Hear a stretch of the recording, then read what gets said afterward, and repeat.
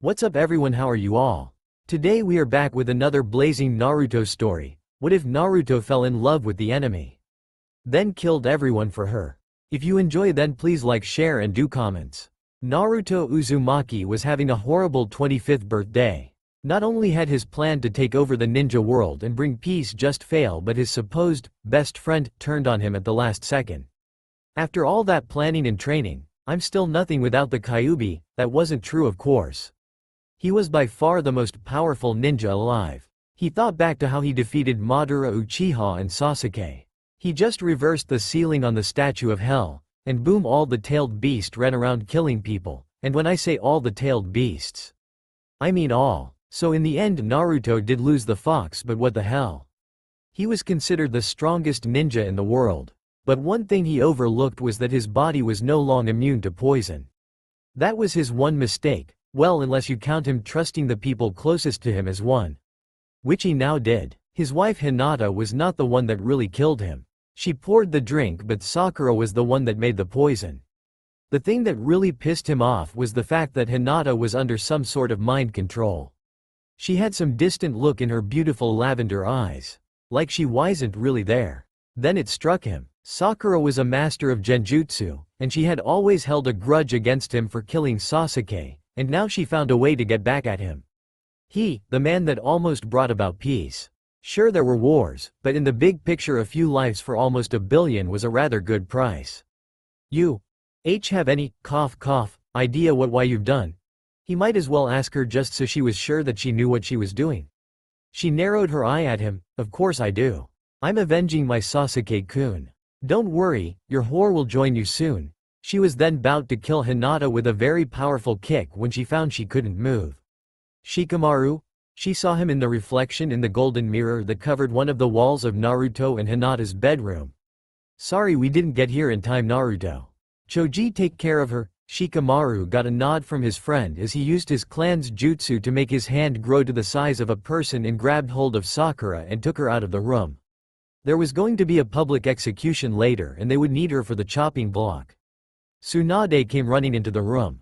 Oh no, she then went over to check Naruto and Hinata. Is Hinata going to be okay? Naruto was going pale and his vision was fading. Lady Tsunade didn't have the heart to tell him that Hinata had also been poisoned and she wasn't in much better shape than him. She'll be fine, but you. I'm sorry Naruto, but she was interrupted by Naruto. So she's dying too, huh? That sucks. He could feel her life force fading and he knew that he didn't have much time. Please Tsunade, don't let my dream die. I know about your deal with the Shinigami. I know it's a lot to ask, but he was interrupted by a massive hug from Tsunade. Of course I won't let it die, she said through tears. Thank you, Mom, and with that the most powerful ninja died. Naruto was standing in front of Hinata in an unending black ocean. Naruto-kun, I'm so sorry, I didn't know what. She found herself unable to talk as Naruto had closed the gap between them and covered her mouth with his. After a little while they gently pulled apart. I know him, he said with a smile on his face. Hinata just then noticed that they were standing on seemingly nothing. Were we? She asked, looking around fearful that this was what the end looked like. Just never-ending blackness. The fact that Naruto was here made things much more bearable, but still. You are here at my request. They both turned to see who the voice belonged to. You're the Shinigami. I saw Cyclops Teme use you to seal Kabuto, but what are you doing here? Naruto didn't like Kakashi as much as people thought he did. I don't like Kakashi. I'm here to give you another chance. You made watching your world fun for some time, and by the looks of it you would have for some time to come, but then that wench poisoned you. I have to say that was a twist, but now you're dead and life is getting uninteresting again. He then looked at him for some time. So are you going to agree to live again or what? Both Naruto and Hinata looked at each other. But what about Hinata-chan? Sigh. Look, the only way for you to live again is if I send you to another dimension. And you know way? It's cause there is a body that would fit you perfectly that needs a soul. Naruto and Hinata looked lost. Look, you know when your first memoir was? Yeah, I was like 3 or 4. What does that? That was when you finally got a soul. You see, energy can't be destroyed, just redirected, and souls are just energy. Get it? I need your soul with or without your memories. Right now some 3-year-old is just on autopilot. I'm giving you a chance to start a new life. Yes or no? It's okay, Naruto-kun. You deserve a second chance, Hinata said, holding his hand. After a long kiss, he and Hinata broke apart. Okay, Shinigami-sama, take me to my body. The death god smiled and then snapped his fingers. And you'll be in a different dimension so things won't get old. Then the blackness overtook him as he was flung across the timelines of different emotions. Then he fell into one. Naruto went into the body of a young Lars Namikaze, the youngest of Minato and Kushina's 5 kids. Minato and Kushina had Naruto when they were just 16. With some different, Naruto as the oldest at 10. Looks the same as the canon one. The second oldest, Sora, at 8. Looks the same as Kushina, only spiky hair. The third, Mito, at 5. The carbon copy of Kushina. Mito's twin sister Asami. A blonde little Kushina with blue eyes, Naruko. And little Lars at 3.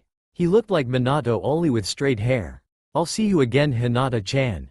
I promise, Naruto said, as if they still could communicate, if only for a little bit. With that, he had moved into Lars's body. He would have to start from scratch, and he didn't have the Kyuubi to heal him, and he would have normal chakra for some time. It was only the beginning. Kushina had just woken up to find her youngest standing next to her bed. She looked over to the clock. 1:34 a.m. What's wrong, Lars-kun? She asked, sitting up. I had a nightmare. Can I sleep with you guys tonight? Lars hadn't had a nightmare, but as the Naruto in his dimension, he never got to know his mother or got to spend time with her, and he wasn't about to let this chance slip through his fingers.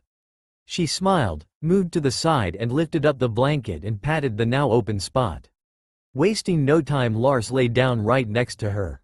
It didn't take long for him to fall asleep, seeing as he now has the body of a 3-year-old. He found that he got tired very fast.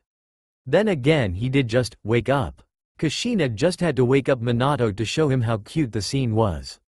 Ah, look, Minato. He looked over with half-lidded eyes to see Lars curled up right against Kushina's midsection.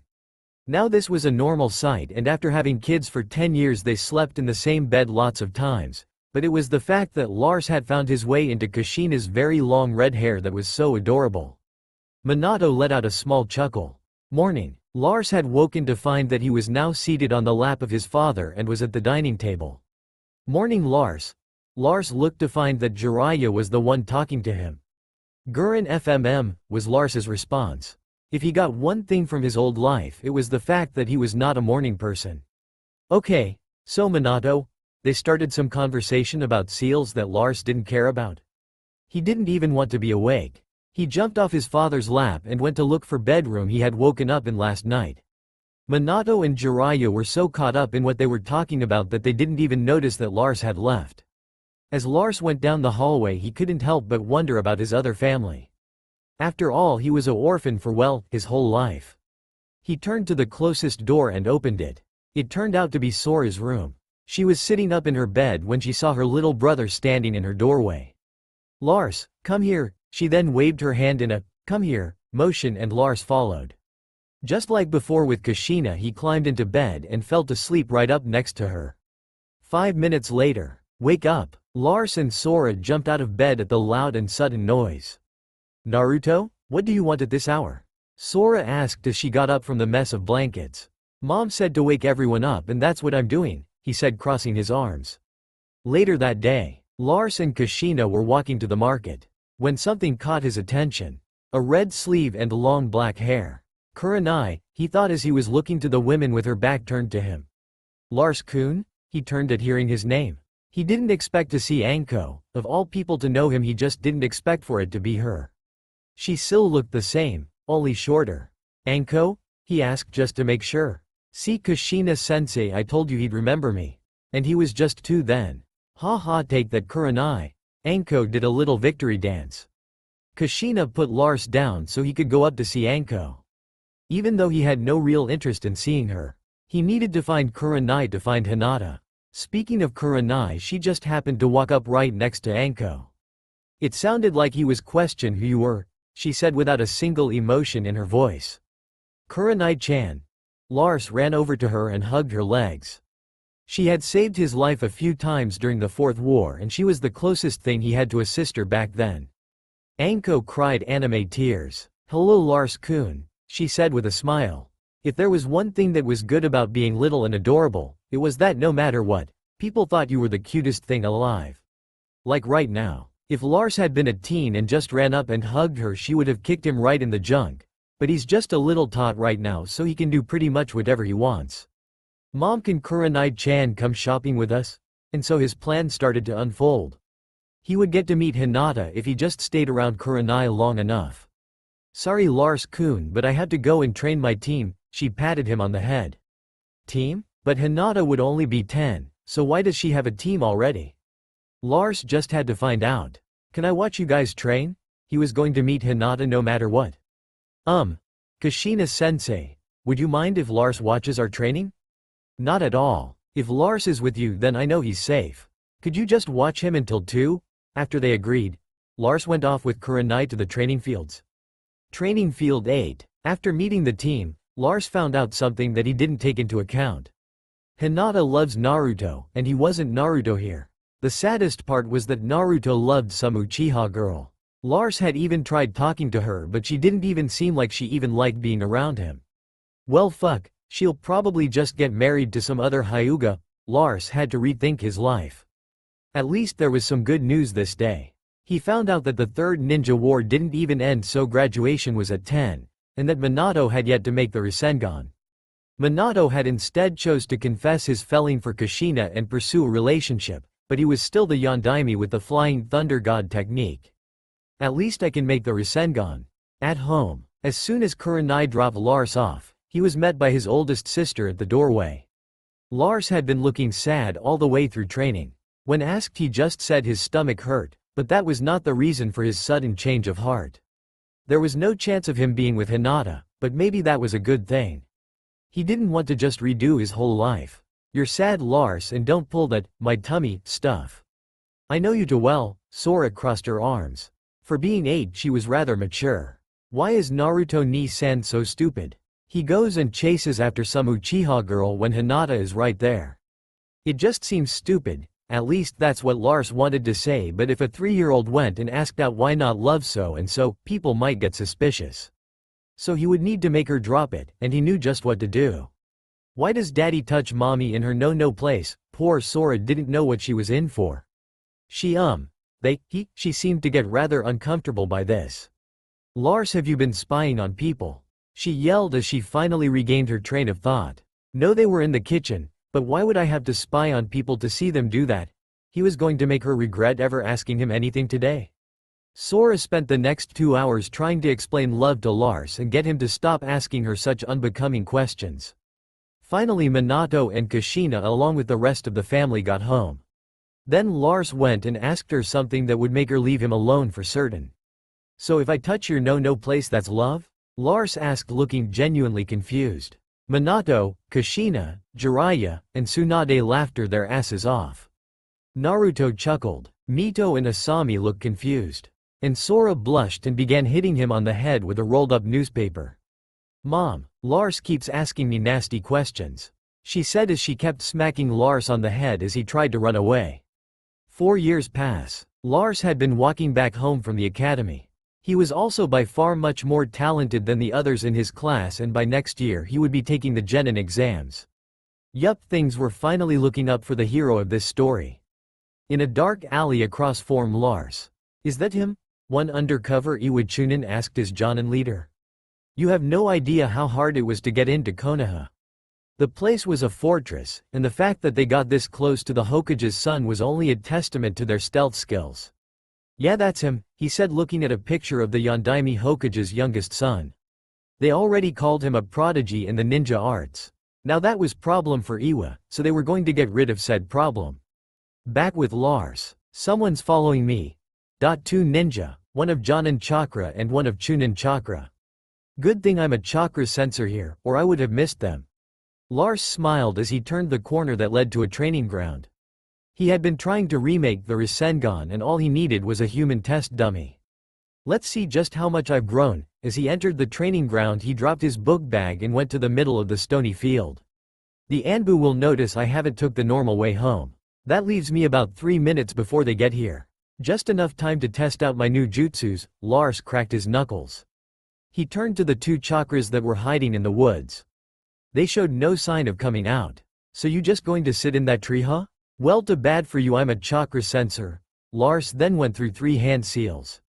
Dragon tiger hair. Water release violent water wave. He took a deep breath then exhaled a massive amount of water shot out of his mouth and smashed right into the tree they were hiding in, effectively knocking them out of it. Water now covered the field. So Iwa ninjas, huh? Then again, who else would be stupid enough to attack me? He crossed his arms.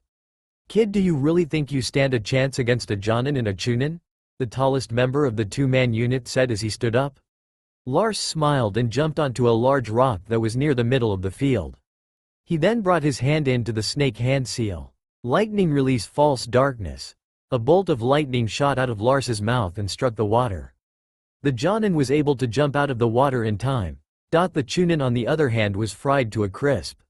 Lars fell to a knee gasping for air. Wow, that took way too much out of me. If I'm gonna use the Rasengan I can't miss. Lars stood up in the now covered in steam training ground. The steam was not enough to hide in, but it did make everything a little hazy. AC rank water and B rank lighting ninjutsu form a 7-year-old kid. I have to say I'm impressed, but you're almost out of chakra. To think that one day you would be a major threat to Iwa. It's a good thing you're going to die here. The Jonin then shunshined right in front of Lars and brought his kunai down, cutting through Lars's left frontal sinus cavity. Ouch. But it was a bad choice on the Jonin's part as he was no in range. Rasengan. Lars had the Rasengan in hand, pushed it right into the Iwa ninja's stomach, sending him flying into the wall of the cliff that overlooked the training ground, knocking him out but not killing him. Just then a squad of 10 Anbu jumped down into the field. They looked at the sight in front of them with disbelief. Namikaze-sama, are you alright? One of the Anbu was by Lars's side in a matter of seconds. At seeing the deep gash, she activated a healing jutsu and started to heal his forehead. Just then Minato and Jiraiya shunshined into the field. Lars. Minato ran over to his son. Lars then collapsed, formed chakra exhaustion, pain in the head. Hospital. Lars woke up to find he had a bandage over his left eye and right hand. So, the Rasengan is too much for me right now. He then noticed that there was someone laying on his bed, or someone's. He sat up then looked down, and saw a redhead and a blonde. Asami and Mito? What are they doing here? He was never really close to them, but then again he didn't really talk to anyone. Lars, you're awake. He looked up to see his now 14-year-old brother Naruto and Misuri Uchiha walk into the room. He was holding a white box. I got you some Ichiraku, he said with a stupid smile on his face. Thanks, Lars said while giving Misuri the evil eye. He had gotten over the fact that he would never be with Hinata, but why did his brother have to go after an Uchiha? Sasuke's cousin, and probably the nicest Uchiha, which meant she was up to no good. Mito and Asami woke up at the loud volume that Naruto was talking. They looked surprised. Lars, they said at the same time as they tackled him back onto the hospital bed. Ow, my body. Just as everyone in the room finally got seated and Anbu appeared. Lars-sama, the council would like to see you. Then Anbu disappeared and left the 5 people alone. Lars, did you hear him say when they would like to see you? Naruto said, raising his eyebrows a few times. Why no, dearest brother? I didn't, Lars said as he laid back down with Mito and Asami on either side of him. The Anbu popped back in. They meant right now. He then jumped out of the window. Damn it. Lars got out of bed and with his sisters, brother and brother's girlfriend they left to the council meeting chamber. Later at council meeting, Lars sat down in a chair in the meeting room by himself, seeing as Mito, Asami, Naruto and Misuri had to wait outside the room. Dad? Why did you need to see me? When he was in trouble he always called him Dad.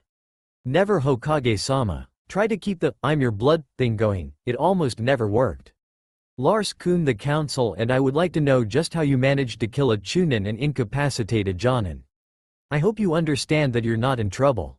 I would just like to know what was this Rasengan you used, and how you learned a C rank water technique and a B rank lightning one. Lars shuffled his feet and looked away. Can I pass to the next question? Lars Kakuzu Namikaze. You will tell you father how you learned 2 high-ranked techniques and just what you used on the Iwa Jonin. Kushina yelled as she was sitting next to Minato.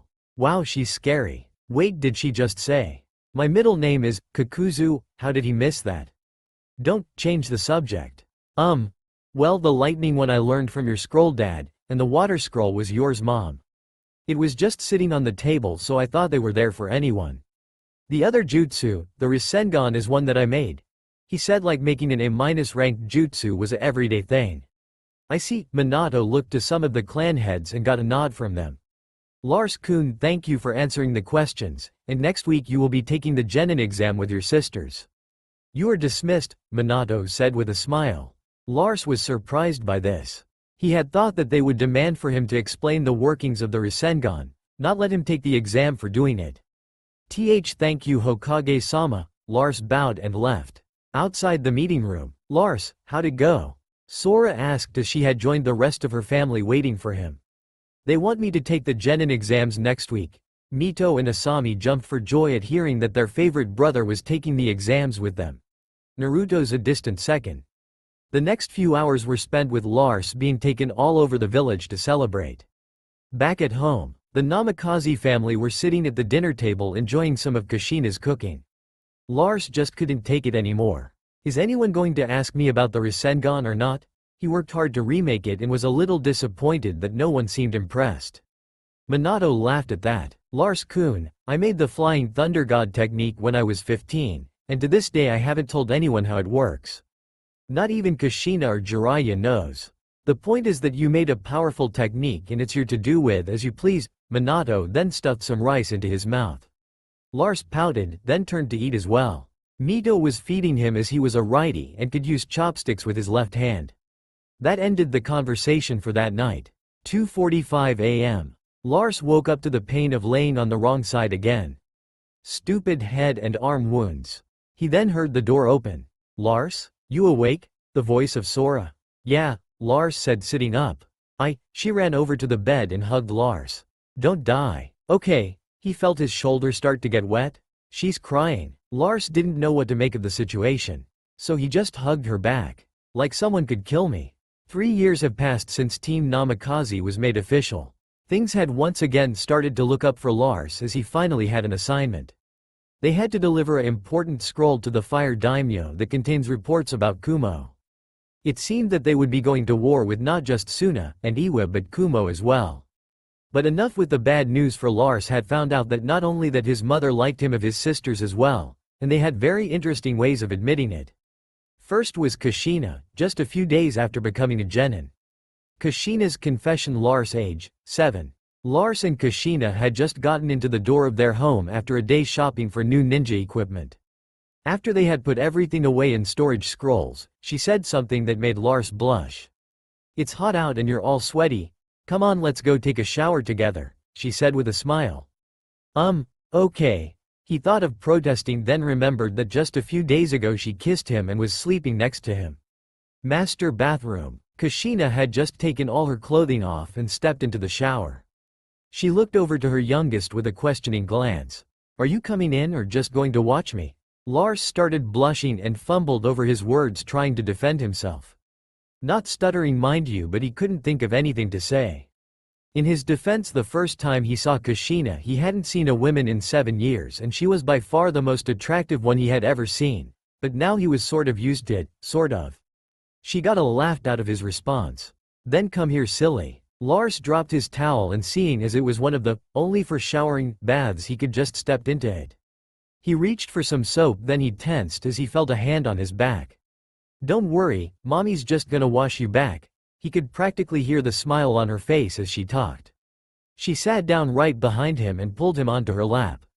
He didn't say anything to stop her, so she went on.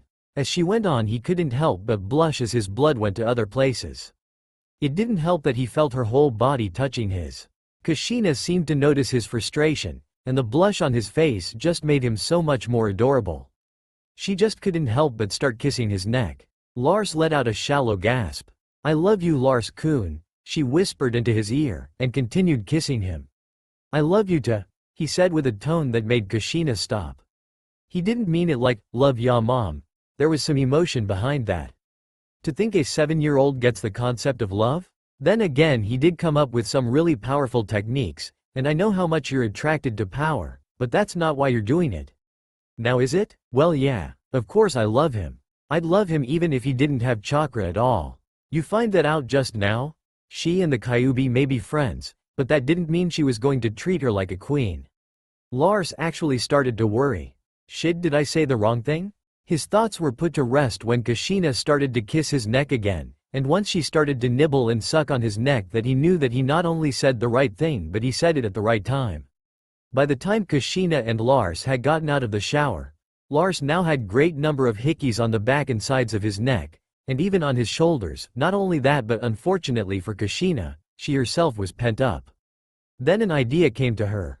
Hey sweetie, you want to help out your mommy with something very important? Lars looked at her with the most innocent face he possible could. Sure mommy. She then picked him up with their towels still around them.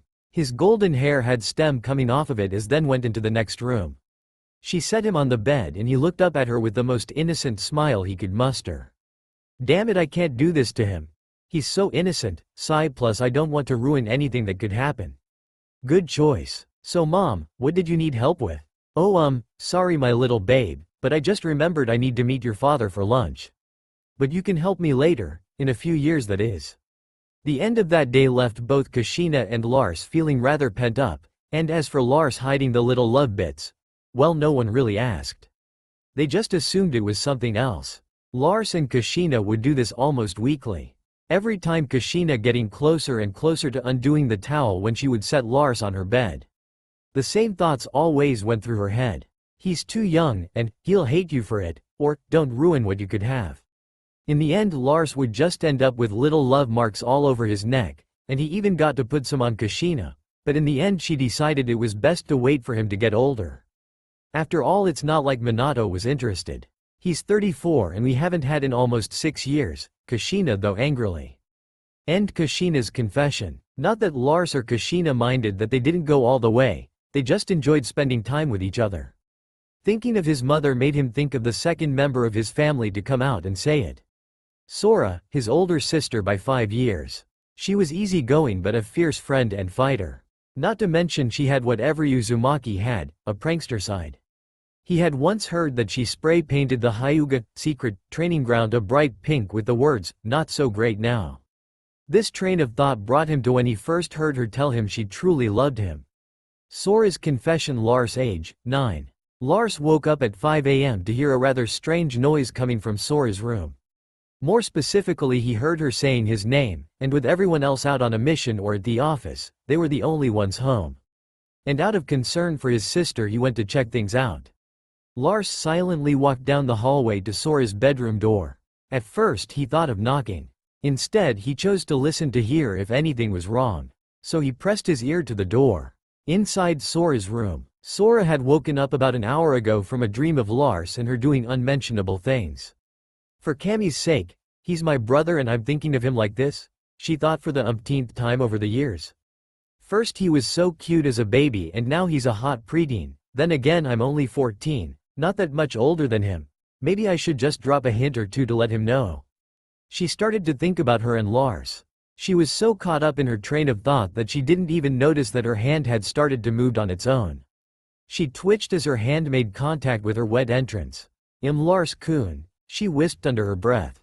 She then started to play with her hot and moist opening. She inserted a finger, picturing her younger brother doing it. She continued and her voice started to get louder, and she started to lightly pant.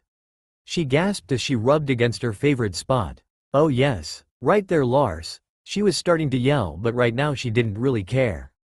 She picked up the pace and felt her release coming soon. Back with Lars. His eyes widened as he finally heard what she was saying. Wow, she's thinking of me while she does this? He made his move. Even if she would throw him out for doing this he had to try.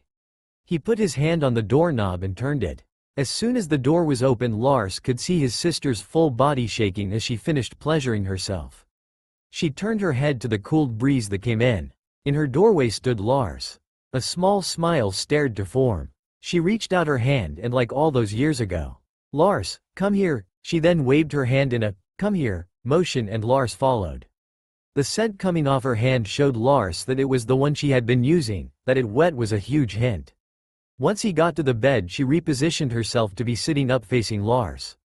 Their eyes met. Sora just looked at him. Hi, Lars said nervously. Did I just say, hi? Lars, If you ever tell anyone about this, I'll cut your balls off. Whatever Lars was expecting, it is not that. She may love him, but she wasn't about to go and give up her virginity to him walking in on her masturbating. He nodded a few times, then turned to leave, but was stopped by Sora's other hand on his shoulder. But now that you've seen me, you'll have to buy me dinner. She had a very serious expression. Once again, all Lars could do was nod. After dinner at the ramen bar. After dinner, Lars had found that his sister could eat just like him. By that he meant about 5,000 ryos worth of ramen.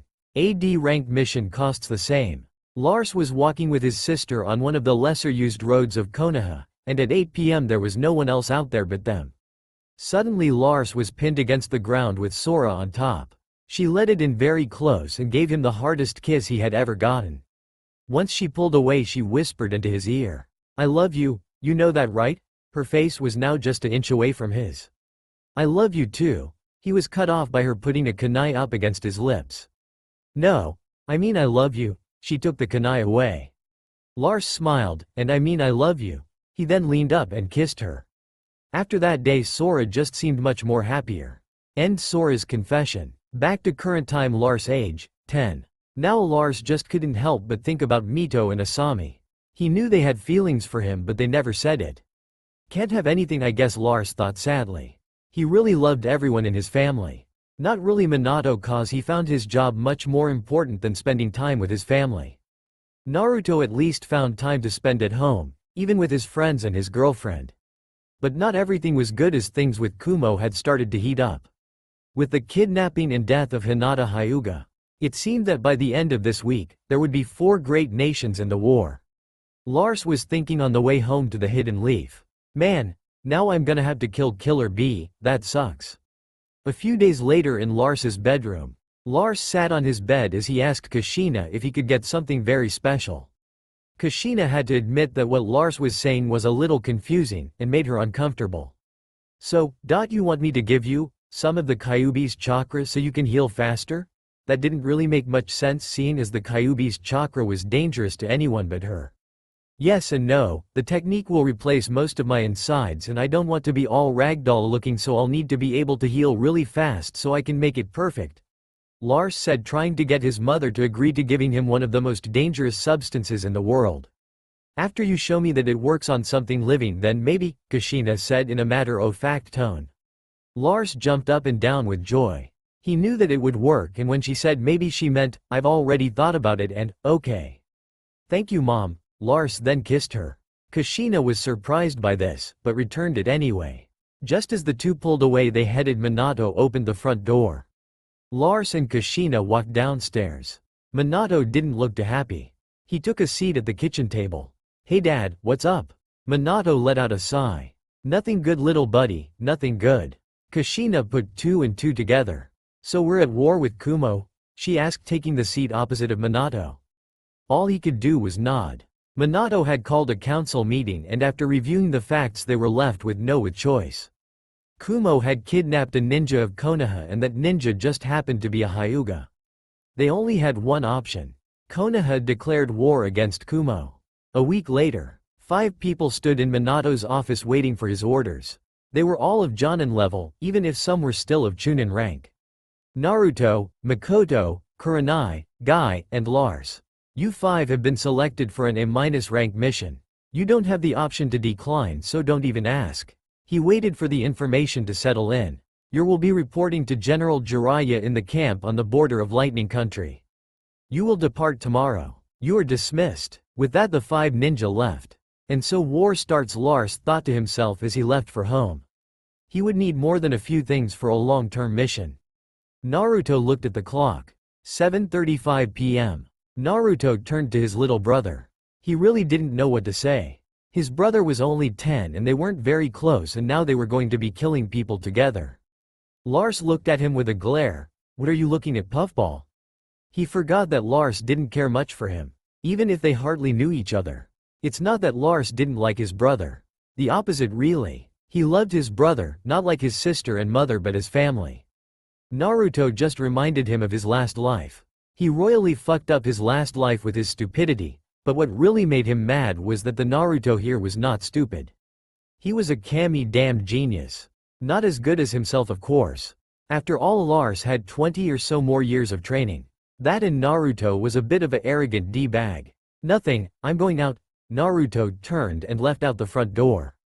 Going to see that Uchiha girl, or get drunk, that was also one thing he didn't like. Naruto was 17 and drank with other Jonin. Uchihas are just by himself, and when he was drunk he was a total ass. But enough about Naruto, Lars had more important things to think about. Like finding Kushina. Lars-kun, Naruto-kun? Is that you? Kushina called from upstairs. Just me, mom. Lars walked up the stairs and into Kushina's room. He didn't bother to knock, he checked the house for other chakras and found none, so he and Kushina were all alone. Once Lars walked into her room he found her in just a towel. You know, sweetie, we haven't took a shower together in almost 2 weeks, and we won't see each other for a long time, so how about one more time before you have to leave? And I know for a fact that everyone will be out of the house until tomorrow morning, Kushina said with a seductive smile. Lars smiled and nodded. He followed her to the bathroom. Looks like it's makeout showing and cuddling. Later that day, after a 6-hour show, Lars and Kushina chose to call it a night. Night, Lars-kun, she said, giving him one more kiss. Night, mom. He fell asleep lying tucked right up against equally Kushina. Next day, Lars and Kushina woke up an hour before Minato was to be home. It wouldn't be too good if Minato found out about his wife and son's little, loving monuments. So Lars had spent the rest of the time getting ready to be deployed. He now stood in a weapons shop. Hey Lars. He turned away from the display to find who would be calling him. He saw some girl he didn't know. Yeah? The girl was now just a few feet away from him. You don't remember me? She asked, pointing to her face. By now Lars was feeling a little uneasy. Should he know who this was? She didn't seem familiar. Brown hair and 2 purple rectangles on her face. Not really ringing any bells. Lars shook his head. Well, I can't really blame you for not remembering. You were just 2 at the time. Well, I'm Rin, one of your father's students. He probably told you about me. You know, like whenever you do like father and son bonding stuff, right? Lars gave her the stone face. Look lady, I don't really talk to my father and he doesn't really pay much attention to me, so. Lars turned back to the weapons. Maybe if I ignore her she'll leave. Oh, that gauntlet looks cool. I used to be a sword master, so why not choose a different weapon? What, he doesn't? Rin just couldn't believe that the man she thought of as a father would ignore his son. Sigh. Look, I know you must think my dad is some kind of living god, but I have news for you. The most time he spent with me was the time I painted the Hokage mountain and he lectured me about how impotent his status is. So if you don't mind, I'm being deployed today until the war with Kumo is over, so I would like to spend that time not talking about my father. Lars picked up the metal glove and went to the checkout, and after paying for it he left. Leaving a stunned Rin. What just happened? At the Namikaze house. Sora's bedroom to be more precise. If you were to walking in you would find a blonde boy being pinned to the bed by a girl with long spiky red hair. Lars was finding out just how skilled Sora was with her tongue. Cammy, how does she turn it like that? He actually felt her tongue wrap around his. After a few minutes she pulled away. Pant, damn Pant, how did you even do that? Lars just had to know. Being friends Pant with Orochimaru's apprentices has its perks. Sora then smiled and hugged him. She didn't really care that she was laying on top of someone a foot shorter than her, not that Lars minded either. Even though she weighed more than him. They just laid there looking at each other. She started running her fingers through his hair. You're so cute, she smiled, but then a worried look came to her face. Lars caught it right away. I'll be fine, no weak-ass lightning ninja could kill me. Lars didn't know that she could move so fast, cause once he said that she had once again covered his mouth with hers. They kept at this for a little bit until it was time for Lars to leave. Right as he was about to leave, Sora stopped him with a hand on his shoulder. Promise me you'll be back, she had a pleading expression. Lars looked up at her and smiled. It's a promise of a lifetime. At the north entrance. Hello Lars-kun. Makoto greeted with a motherly smile. Lars nodded and returned the smile. He couldn't help but notice her alteration appearance. Of course he didn't expect her to be in the same clothing at home in a war, but it was still strange to see her in ninja attire. She wore a black Jonin vest with the Uchiha symbol, black ninja outfit and some sort of mix of a ninja sandal and heels. Kurenai spoke up. Looks the same as mange anime. Now that everyone is here, I think it's time we departed. Looking to everyone, they all nodded and left for Southern Lightning Country. 2 weeks later. Kami, why is Lightning Country so far away? Naruto asked for the 10th time. He seemed to be getting on Lars's nerves. Sigh. Cause it's past you and Shimo Country, and we just got to Shimo, Makoto said in a tired voice. Tired of Naruto's complaining, not the journey itself. And how far is Shimo from Lightning Country? Guy asked, wondering just how much longer he was going to have to run, jump. Lars was surprised that Guy was not as workout crazy. Cause I'm gonna get there in 3 days no matter what. Ha ha ha. If not, then I'll go the entire way back on my hands, and if I can't do that, Guy continued with a smile. Never mind about him not being workout crazy. Sorry Guy, but it's another week. A sigh was heard from Naruto, Lars, and Kurenai. 1 week later, the team just arrived at the Konoha ninja base in Lightning Country. When a Anbu jumped down in front of them, Jiraiya-sama asked to see you as soon as you arrived. Please follow me. They nodded and walked behind the masked ninja. Jiraiya's tent. The Anbu stopped outside the tent entrance.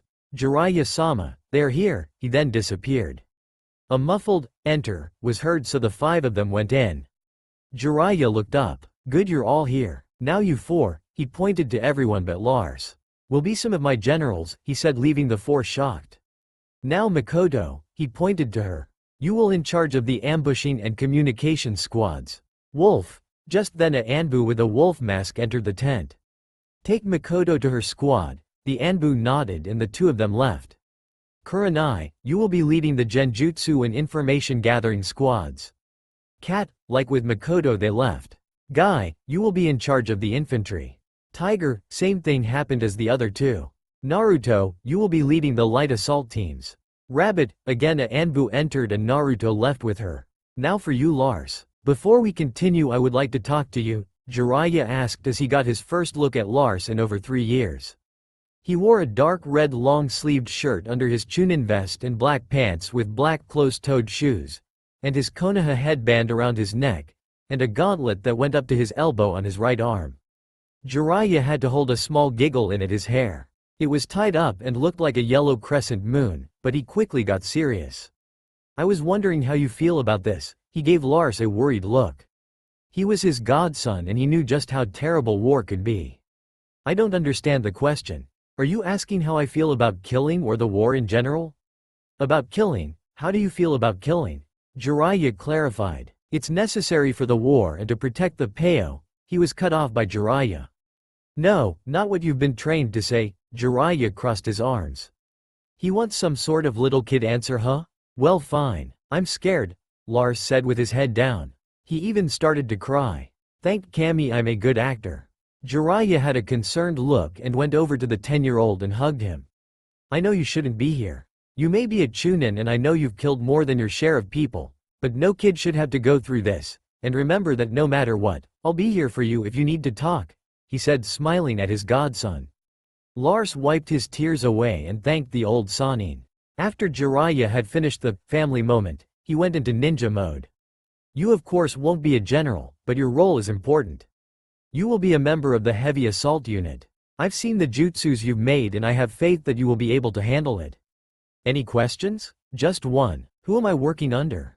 Lars hoped that he didn't have to work with a Hyuga. They all seemed to be almost zealot-like.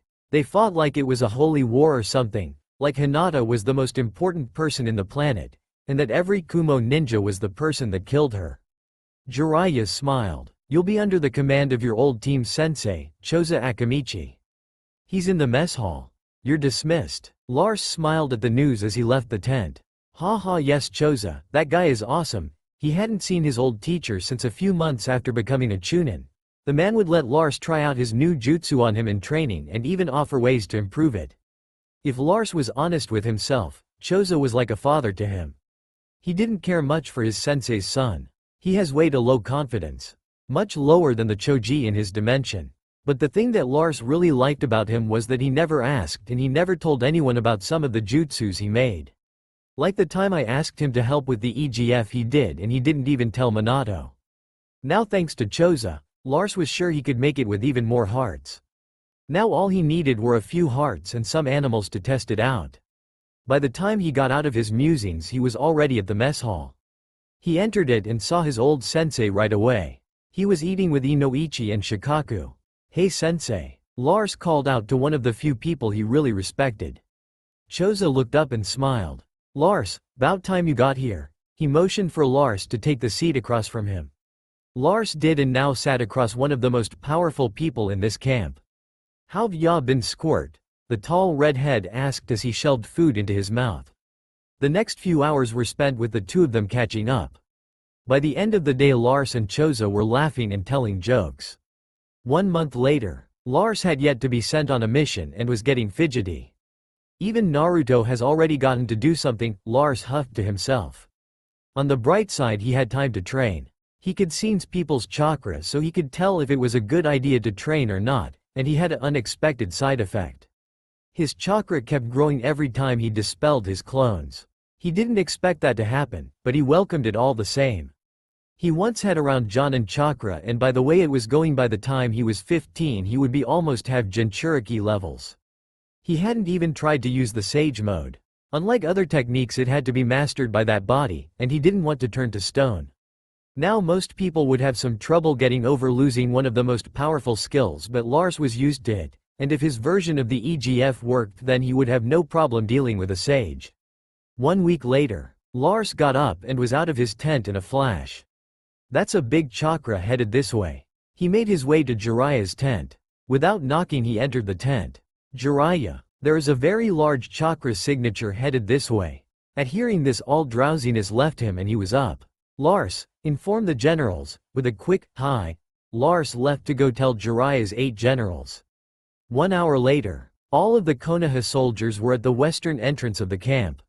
"Sir, we have reports of several hundred Kumo nin headed this way." "What are your orders?" some unnamed Jonin asked.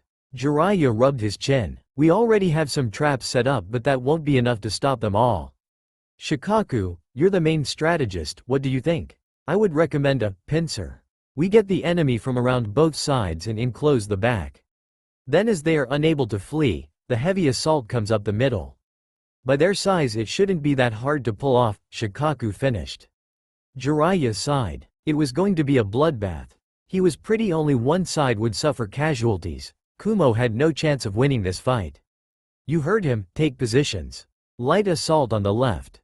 Infantry on the right. Heavy assault in the middle." He got a large amount of highs and nods.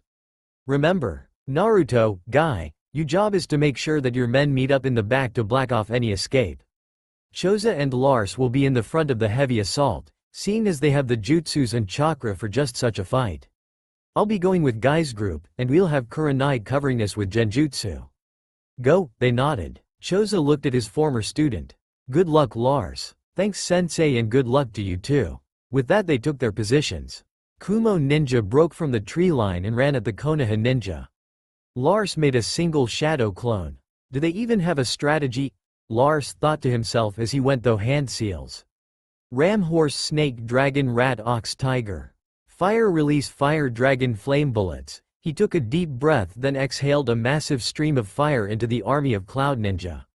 Just as he said this his clone finished gathering chakra for its own ninjutsu.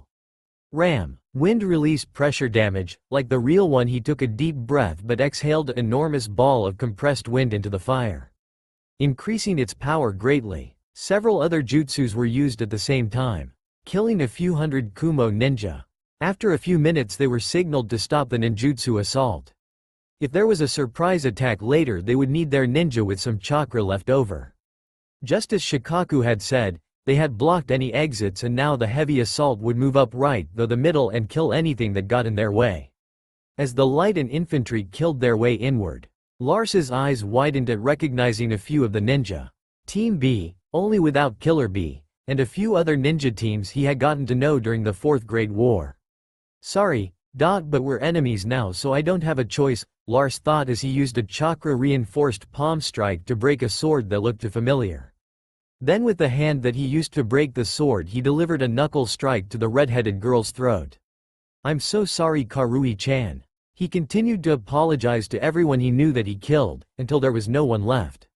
At first he had just been playing the kid that didn't want to go to war, but now after having to kill people that had saved his life, he didn't have to act anymore.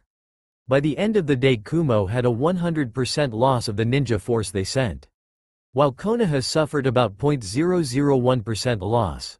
A guy accidentally overdid it and died of chakra exhaustion. It seemed that it was a few platoons of Genin, Chunin and Nujonin. Kumo had no idea how big the force Konoha had sent. Lars thought he felt a large chakra, but it was just them overusing their chakra on the way over. There were only 600 Kumo ninjas going up against over 2,000 Konoha ones. It was a good battle for Konoha and there would be only a few people not celebrating. Later that night, Jiraiya had been going over some battle plans for Kumo's counterattack when he heard a knock on the outside of his tent. He had set up a wooden board so he would know when people needed to talk to him. "Come in." He looked over to the entrance to find Lars had walked in and was already standing right next to him. "Can we talk?" Lars was looking down. "Sure." He went over to a bench in his large tent. Lars sat next to him. "So, what did you want to talk about?" He had expected Lars to not take his first massacre very well. Lars spent the night asking questions and getting advice. He had forgotten how wise Jiraiya was. By the end of the night he felt much better and found that he was exhausted. As soon as he lied down he fell asleep. 6 years have passed since Lars had killed Team B, and Konoha's peacemaking team had grown as well. Now over 6,000 ninja, but not everything was good. They had gained and lost several cities and very small provinces, and many good ninja died as well. He had gotten over their deaths rather quickly, once he just got a new outlook. Thinking that they are not really the ones that had saved him. They may have looked like them and had the same chakra and techniques but they were far from the same. The Team B here would most likely kill him if they had the chance, so he no longer had any problem killing people he once knew. We joined Nujon and Lars as he made his way to the tent of one of his superior. "That's a major charka headed this way. And why are there so many people out?" He bumped into the 6th person since exiting his tent. He finally made it to General Makoto's tent. "Makoto-san, I need to talk to you." "Yes, Thread Boy?" Makoto asked playfully. She liked making fun of Lars's title. With fighting so many battles, Lars had gained himself a title. Lars of the Thread, not a very intimidating title, but people who knew how he got the title were rather terrified. He kept a backpack filled with long black thread, and would control them to restrain people and remove vital organs. Since he didn't want to look all stitched up, he would have to wait before he could implant them into his body. She looked over to the now 16-year-old Lars. His appearance had changed greatly over the short span of time. He had on a large black backpack the size of a duffel bag. He also now wore a dark red coat that stopped at his knees, a black shirt with the Uzumaki clan symbol on it. He even got a new gauntlet with an arm guard and iron shoulder plate. But the most noticeable thing was his lack of Konoha symbols, like no headband or flak jacket. Not to mention he now wore metal greaves and boots. Lars was starting to look less and less like a ninja. "There is something I feel you need to know. There is something big on its way over here." Large numbers and one massive chakra. Makoto's eyes widened. "I have already informed Jiraiya, and he's calling a meeting of all the generals." Lars then disappeared. Not in a swirl of leaves or fire or smoke, just disappeared. Jiraiya's tent. Everyone important was at the meeting. Lead Jonins, generals, even the head medic. "Alright everyone. Lars has sensed a gigantic chakra coming from Kumogurkure. So he will explain what's happening." Everyone turned to Lars. He moved over to the map of Lightning Country and pointed to the northern part of the base. "Early this morning I sensed a huge chakra signature coming from the north. I know it's demon chakra so." He was interrupted by one of the generals. "And just how do you know what demon chakra feels like?" He had a smug look. "An Uchiha. Because Uchiha-san, my trainer just so happens to be the container of the Kyuubi and she trained me to see demon chakra. So I think I know the difference." He sent the Uchiha a glare. "Now as I was saying, the chakra is most likely the two tails seeing as it's nowhere as powerful as the Kyuubi's. The best plan would be to separate it from the group it's coming with and deal with it that way, so we'll have to have—" Once again he was interrupted, by the same Uchiha. "And why are you the one coming up with the plan? Shouldn't Shikaku-san be making the plan?" Shikaku sighed. "I have no experience dealing with Jinchuriki, Lars does. So the best option would be for someone who knows what we're up against to be making the plan. And would you stop interrupting, it's troublesome." Lars continued, "We'll have to fight it one-on-one if we want to take it down without killing the host. Makoto found that strange. Why not kill the host? It would make things much easier? Now it was Lars who sighed. The host of the Two Tails is the daughter of the Raikage. If we kill her, we lose a bargaining piece. Just think what the Raikage would give up for his only daughter. If things go well, we could end the war with Kumo, and start fighting in places that we should be at. Like Iwa or Suna. They saw his point. No one looked like they were going to ask how he knew that the Raikage's daughter was the container, which was a good thing, seeing as Lars didn't really have an explanation for knowing. But who is going to be fighting it? Guy asked. Whoever does will be in for a major fight. Jiraiya was the one to answer that. That will be me. I'm the only one here with the skill needed for this kind of fight. It wasn't the plan for Jiraiya to fight the Two Tails, but they didn't need to know. Naruto looked a bit confused. Okay, but what about the rest of the Kumo forces? Shikaku explained the plan, earlier before Lars woke up the other. Jiraiya-sensei, the only reasonable choice would be for me to fight her. I know how to counter demon chakra attacks, and what seals to use on a Jinchuriki. Lars did make a point. Jiraiya himself never fought Kushina, but she taught Lars how to do it without killing them.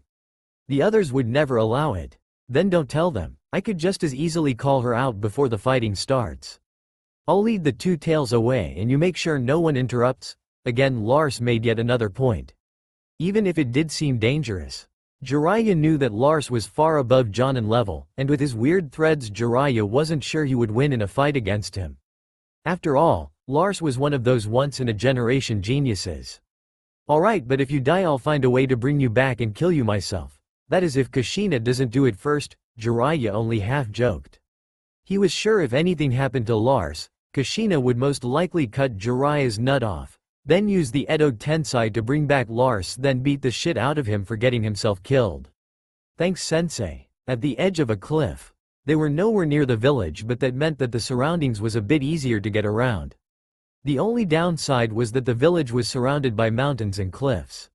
So fighting was difficult. But they would worry about that when they got there, or were at least a bit closer. On the top of a mountain, one of Makoto's scouts was looking through her telescope. There, she finally found what she was looking for. A huge group of Kumo ninja headed this way. She then shot off a firework to signal the rest of the Konoha ninja. Seeing as it was sunset they would be able to see it. Down with Jiraiya and others. A scout was running to General Makoto's tent. Makoto-sama, Scouting Team 4 has just confirmed that there is a large number of Kumo ninja on their way here. Good, inform the others. With a hi, the ninja left to tell everyone else. Let's see just how powerful the daughter of the Raikage is, she said to herself as she looked in the direction of the Kumo ninja force. With Jiraiya and Lars. And then they made me their king and an orgy was had in my honor. Jiraiya finished his story. Lars sat there staring at him. Wow, that was the dumbest thing I've ever heard. You expect me to believe that you met a bunch of people the size of mice and saved their entire island and they made you their king? Then they had a miniature orgy in your honor? Lars looked at him like he was the stupidest thing on the planet. I don't care if you don't be. Jiraiya-sama, there are Kumo ninja on their way here, the scout said with panic evident in his voice. Lars looked over to Jiraiya, to be continued.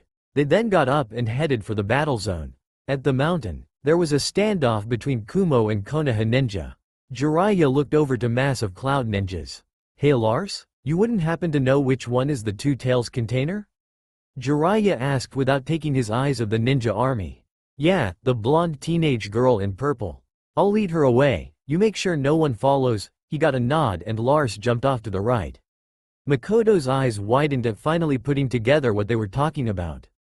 He cleared his throat and yelled. Come on out and play Kitty-chan.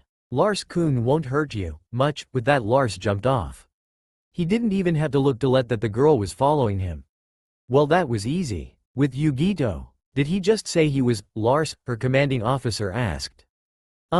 Yeah, so what? He ran away. Sigh Yugito. Lars is the name of the Yondaime Hokage's son. One of the missions we're supposed to do is kill him. Go after him, he yelled at the little girl. Yugito's eyes widened at hearing this. She heard how he killed 20 Jonin by controlling thread. Hi, she then jumped off after him. Oh no, I'm gonna have to fight him, she thought nervously. Back with Jiraiya, Makoto looked at Jiraiya. He's fighting her by himself?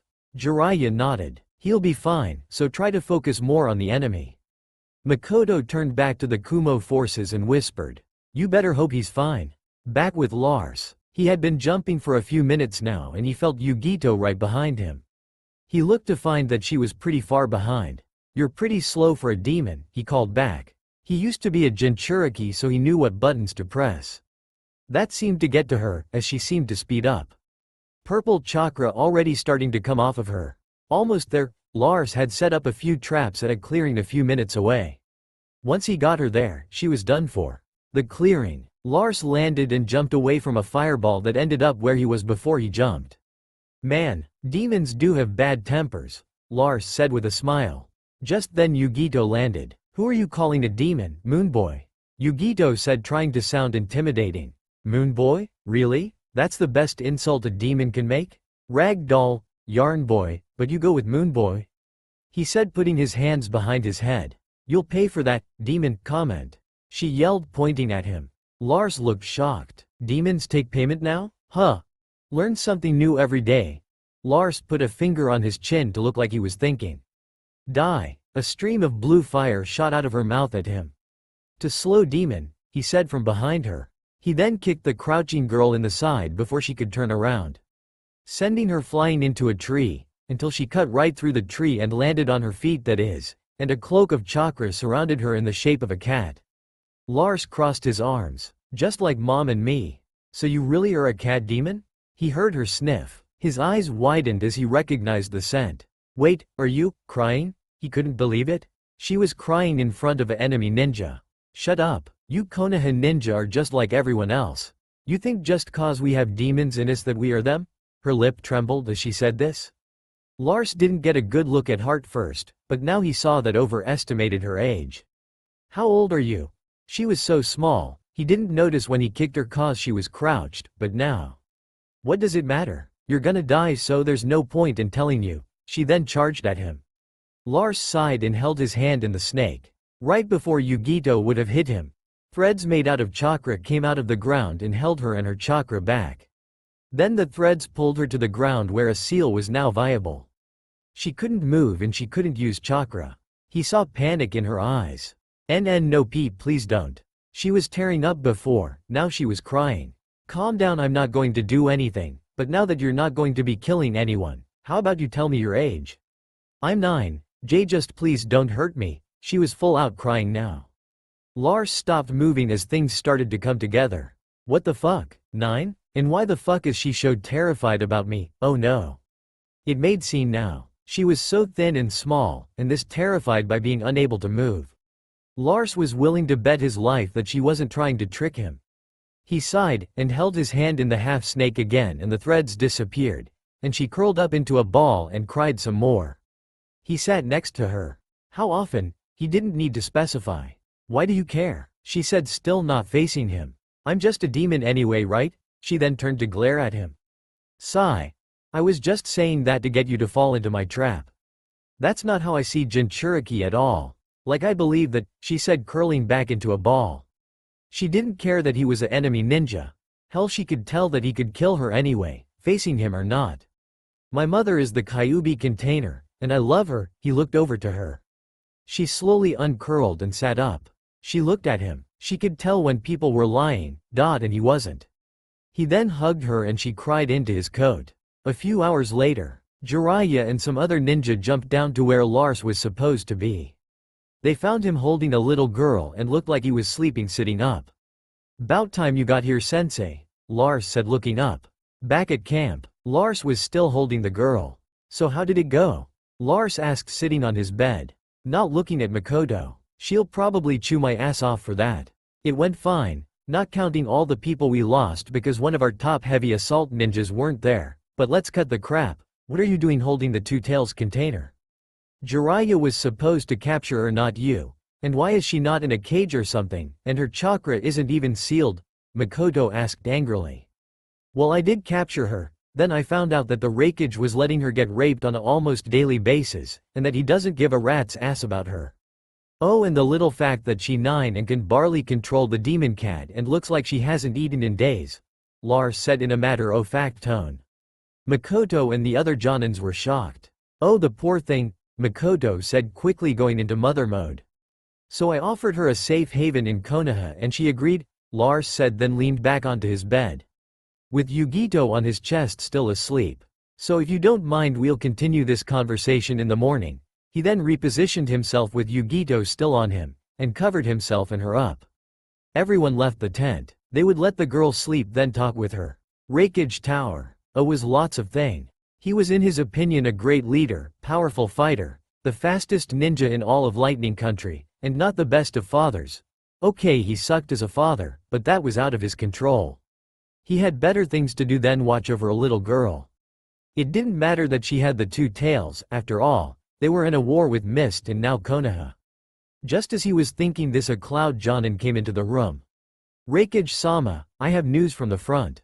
Good, I've been needing some good news, A smiled. The ninja kept quiet and held the report. A smile faded. The Jonin started to sweat. And the news? Well, you said you needed to hear good news, so just give me the damned report. The ninja handed it to him and left the office quickly. Started to scowl as he read the report. Kumo ninja sent 1,000. Kumo losses 798. Estimated enemy ninja 500. Enemy ninja seen 1,200 to 1,500. Estimated enemy ninja killed 500. Mission to kill Jiraiya of the Sannin failed. Mission to kill Namikaze Naruto failed. Mission to kill Namikaze Lars failed. Mission to stop Konoha forces failed. Two-tail status. Mia calmly put the report down, before softly pressing the intercom button. Can I help you, sir? The voice of A's assistant, Mabui, came from the speaker in his desk. Took a calming deep breath. Get B here now, he yelled into the speaker on his desk. With B in Mist. And yo can't be taken on me cause I'm a killer B. He sang as he stabbed 5 Mist ninjas at once, finishing off the squad that had come to kill him. Most unintelligent Mizukage, seating such weak people to attempt to detain me, he said very clearly as pulled the last sword out of one of the dead ninjas and put it back in its sheath. Mind telling me again, why can't you talk like that all the time? The great demon ox asked. Because, that would end my persona of being stupid. As Kumo says, a dumb Jinjuriku is a good Jinjuriku, and people wouldn't take too well to me using words that their small minds couldn't understand. Just then a Kumo Jonin jumped down. Truly incredible B-san. The power of the 8 tails of Kumo never ceases to amaze me. You want something, Fu? He looked over angrily. He didn't like many people in his home village, and this ninja in particular was on the asshole list. Yes, the Raikage has ordered you back. He handed him the scroll. B snatched it out of his hands and went over it quickly. It read, the Jinjuriku of the 2 tails was captured by Konoha forces. After some search we have concluded that it is no longer in Lightning Country. You are to report to the Raikage for reassignment. Signed, A the Yondaime Raikage. Why do I have the feeling that she's better off with Konoha than with Kumo? Oh yeah, Konoha loves their Jinjuriku. He had heard about the 9 tails container. She had saved the people and had even stolen the heart of the Hokage, before he was even in the position. So she was rather well liked. He frowned and threw the scroll at the ninja's head. Tell him I ain't leavin' until my job be done, son. The ninja smirked at that. He said you'd say that, so he told me to say this. You get your ungrateful ass back here and do what I say or you'll be finding a new place to sleep. Of course he was yelling it, but I don't feel like straining my voice on you. The ninja then jumped away. B's frown increased. He knew that finding a new place to sleep meant he would be marked as a missing nin. Fuck, he then jumped off in the direction of Kumo but stopped. Find a new place to sleep, huh? I think I can do that. He then turned around and headed for Konoha. I'd like to see his face when he finds out that I'm not coming. He grinned at the thought of his brother going berserk at hearing the news. With Lars, Naruto was walking next to his brother as Yugito was blabbing non-stop for the 6th hour since this morning. She had been telling Lars everything that had happened to her and Kumo. Makoto found out that Yugito had a very quick change of personality. Seeing as she's been talking so much since she found out she really did get to go to Konoha. And they would beat me for hours until my uncle came home and killed them. That's why I was so scared when I couldn't move, she finished. Lars let out a sigh of relief. So you weren't raped? She nodded. My uncle would have killed the whole village if that happened, she said, smiling. So B is still a good guy, huh? I wonder if I still have to kill him. That's all for now. If you enjoy this video, then please like, share and do comments.